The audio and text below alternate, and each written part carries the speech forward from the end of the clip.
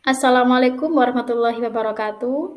Perkenalkan, nama saya Ani Karimatu Juliana, mahasiswi PPG Prajabatan Gelombang 1 tahun 2022, Pendidikan Biologi Universitas Jember. Baik, di sini saya akan memaparkan kampanye praktik baik untuk memenuhi tugas UAS mata kuliah Perspektif Sosiokultural dalam Pendidikan. Judul yang saya ambil adalah penerapan pembelajaran scaffolding pada Zone of Proximal Development dalam membentuk kemandirian peserta didik pada mata pelajaran biologi kelas 10 di SMAN Plus Sukowono, Jember. Nah, apa sih yang dinamakan dengan scaffolding? Scaffolding merupakan bantuan kepada peserta didik secara terstruktur pada awal pembelajaran dan secara bertahap mengaktifkan peserta didik untuk belajar mandiri. Peserta didik dibantu menyelesaikan masalah yang tidak mampu diatasi sendiri dengan bantuan seorang guru. Kemudian, apa yang dinamakan dengan zone proximal development? Yaitu zona perkembangan terdekat antara kemampuan peserta didik untuk melakukan tugas di bawah bimbingan orang dewasa dengan pemecahan masalah secara mandiri sesuai kemampuan dari peserta didik. Nah, lalu hubungan ZPD dengan scaffolding adalah scaffolding seringkali digunakan untuk membantu siswa mencapai batas dari zona perkembangan mereka. Jadi, di dalam suatu kelas, perkembangan dari peserta didik pasti berbeda-beda karena ada latar belakang yang mereka miliki.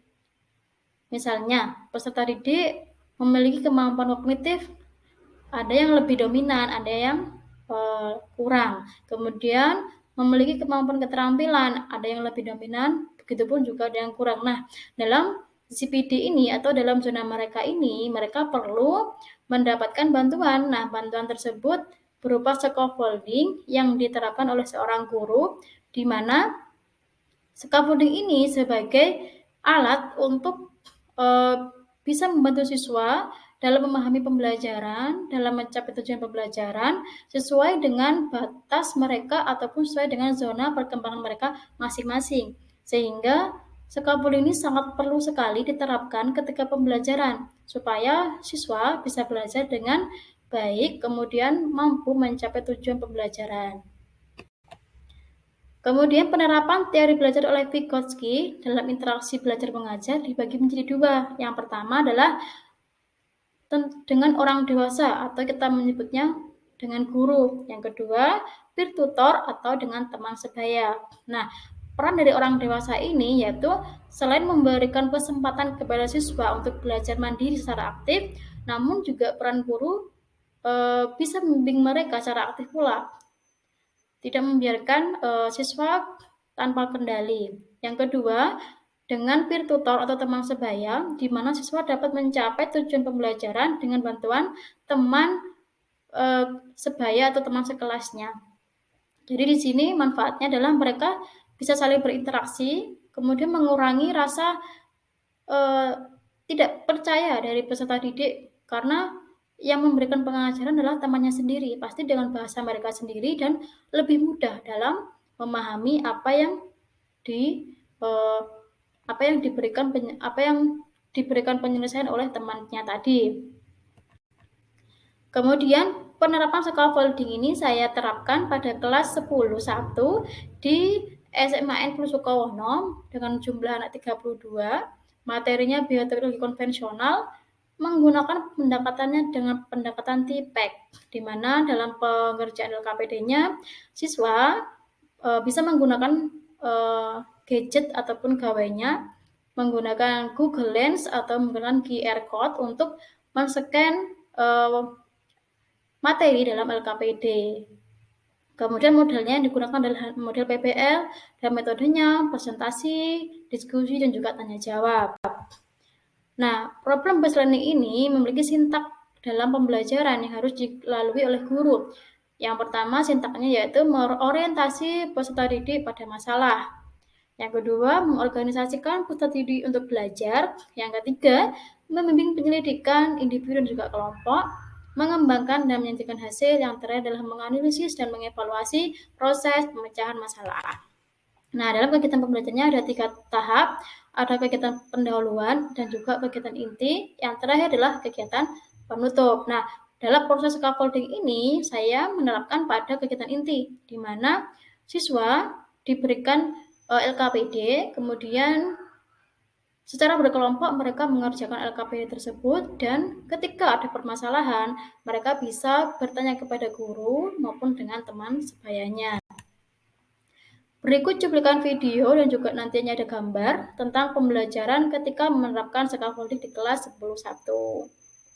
Kelompok 2, bagaimana kalian cara mengerjakan LKPD-nya? Dibagi per namanya. Nah, dibagi per namanya. Sudah ada pembagian tugasnya. Sampai bagian yang mana? Nah, hubungkan.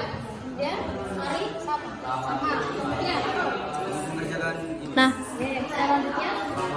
Oke, jadi tugasnya masing-masing sudah tahu ya. Silakan dikerjakan dengan baik. Biar untuk mengatasi bisa menggunakan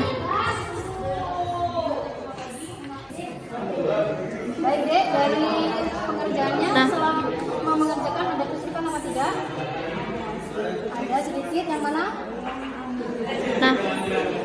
Yang gambar pertama, yang gambar kedua. Kenapa?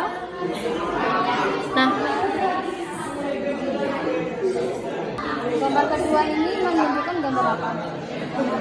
Iya. Kemudian jamurnya ya, yang belum ketemu.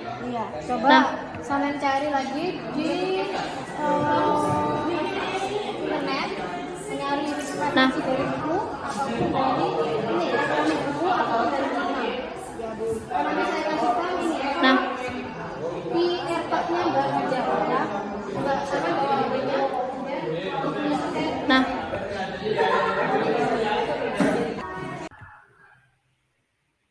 Dari penjelasan video tersebut bisa diketahui bahwa guru berkeliling di setiap kelompok, kemudian bertanya tentang apa hambatan maupun kesulitan yang dihadapi setiap kelompok.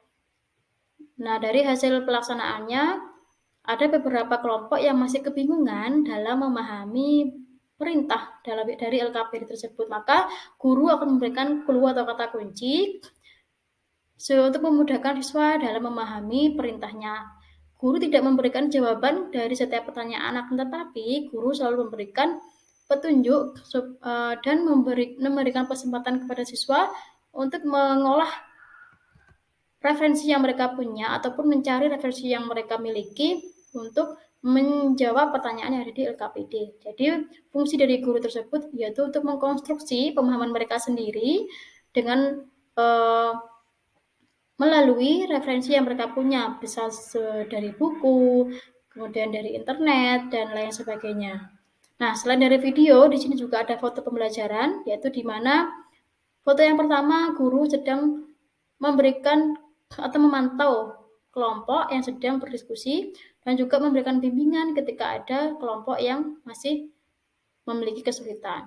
Foto yang kedua dan yang ketiga yaitu ketika siswa dalam kelompok tersebut membagi tugasnya. Ada yang mencatat, ada yang mencari jawaban dari referensi, kemudian ada juga yang memberikan pendapatnya secara lisan. Nah, hasil dari penerapan scaffolding yang telah saya lakukan yaitu yang pertama, meningkatkan pemahaman siswa pada materi yang dipelajari. Yang kedua, menciptakan lingkungan belajar yang suportif, nyaman, dan bebas dalam mengemukakan pertanyaan dan mendukung teman sekelasnya dalam pembelajaran. Tingkat tekanan pada murid ataupun pada peserta didik akan berkurang karena murid merasa terlibat dalam pembelajaran dan termotivasi untuk belajar. Nah, yang poin 3 ini terutama dalam pembelajaran interaksi peer tutoring, di mana siswa yang belum paham bisa bertanya dengan siswa yang lain ataupun kelompok yang lain. Sekian penjelasan dari penerapan scaffolding saya di sekolah SMA N+ Sukowono Jember, khususnya di kelas 10.1. Semoga bisa bermanfaat bagi yang menonton dan juga bagi saya, bisa menjadi pengalaman yang berharga bagi saya dan juga bisa menjadi bahan refleksi saya untuk memperbaiki pembelajaran saya di pertemuan selanjutnya. Saya ucapkan mohon maaf jika ada salah kata maupun salah penjelasan. Saya akhiri. Assalamualaikum warahmatullahi wabarakatuh.